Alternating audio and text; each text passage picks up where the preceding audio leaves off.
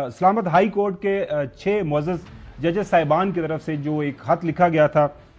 Supreme judicial council को और उनके तमाम मेंबरान को, जिसको हेड करते हैं चीफ जस्टिस काजी फाइज़ साहब, जो है उस खत के बाद जो है हमने देखा कि वो एक जो बुंचाल, जो एक अर्थक्वेक पैदा हुआ था, उसके अभी तक जो आफ्टर शॉक्स हैं वो हमें झटके महसूस हो रहे हैं। और आज एक बार फिर आपने देखा कि फुल कोर्ट की मीटिंग चल रही है और उससे पहले एक बड़ी मुलाकात हुई। जो है प्राइम मिनिस्टर शहबाज शरीफ साहब खुद चल के गए जो है सुप्रीम कोर्ट पाकिस्तान, और वहां पे जाके उनकी मुलाकात हुई चीफ जस्टिस साहब के साथ, और उनके साथ जो सीनियर प्यूनल जज जस्टिस मंसूर साहब भी वहां पे मौजूद थे। मामला वही है, 6 जजेस साहिबान की तरफ से जो खत लिखा गया, उन्होंने अपने जो कंसर्न्स का इजहार किया, उनके साथ कुछ वाकयात हुए मुबैना तौर पर, उनकी उन्होंने तफसील फरमाई, और उस खत के अंदर उस खत के जरिए बुनियादी तौर पर उन्होंने गाइडेंस सीख की जो है सुप्रीम जुडिशल काउंसिल की। और जाहिर है सुप्रीम जुडिशल काउंसिल को हेड करते हैं चीफ जस्टिस साहब, कि हमें बताया जाए कि इन वाकयात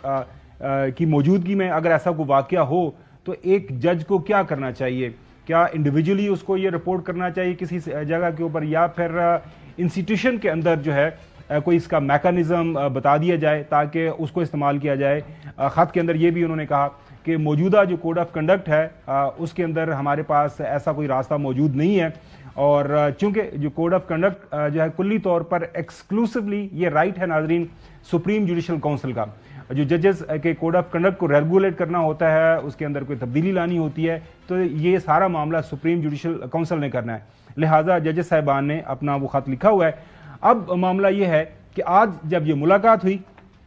उस मुलाकात के बाद एक प्रेस कॉन्फ्रेंस की गई। अटॉर्नी जनरल साहब मंसूर साहब और उनके साथ ताज साहब जो लॉमन है वो मौजूद थे। प्रेस कॉन्फ्रेंस के जरिए उन्होंने बताया कि आज जो मुलाकात हुई हमारी जो चीफ जस्टिस साहब के साथ, उस मुलाकात के बाद हमने फैसला किया, मुलाकात के दौरान ये बात डिस्कस हुई, और इन प्रिंसिपल हमने ये फैसला किया है कि इस मामले की तह तक पहुंचने के लिए एक जो है कमीशन बनाया जाए। इस हवाले से क्या बताया उन्होंने, सुनिए। कल काबीना के इजलास में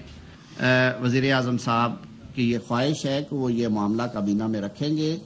और कमीशन ऑफ इंक्वायरीज एक्ट के तहत किसी नेक नाम और गैर जानबदार रिटायर्ड अदालती शख्सियत के नाम पे कंसेंसस करने के बाद कमीशन ऑफ इंक्वायरीज एक्ट के तहत उनकी नामजदगी की जाएगी। और कमीशन के TORs जो हैं वो भी ज़ाहिर है काबीना का इख्तियार है, वो मुशावरत से मैं और अटॉर्नी जनरल साहब के ज़िम्मे ये लगा था कि हम इस पर कुछ बुनियादी काम करें कि TORs में ना सिर्फ ये कि जो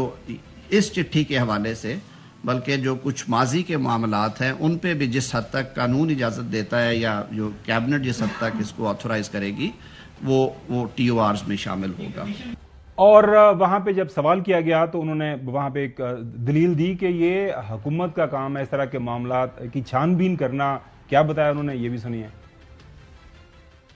इस तरह के मामलात की जो छानबीन या तहकीक है वो कानून के तहत वफाकी हुकूमत कराती है, और हम अप्रिशिएट करते हैं कि चीफ जस्टिस साहब ने इस मामले को सबसे पहले फुल कोर्ट में रखा। फुल कोर्ट में जो उनकी मुशावरत हुई उसका भी शायद नतीजा यही था कि बजाय कि इस मामले को, एक तरीका ये है कि 184(3) के जरिए लिया जाए, और जुडिशल प्रोसीडिंग्स आपको मालूम है कि उस सूरत में फिर मामला कई दफ़ा प्रेजुडिस हो जाता है कि जो वहाँ पे फिर डिसीजंस हों वो कहाँ पे आप उनको लेके जा सकते हैं। तो ज़्यादा बेहतर यही हल था, हमारे जहन में भी ये था, और वहाँ से भी इस तजवीज़ को बड़ी खुश दिली से कबूल किया गया। और नाज़रीन वो कह रहे हैं कि शायद यही था, वहाँ पे भी यही सोच पाई जाती है। सुप्रीम कोर्ट का जो फुल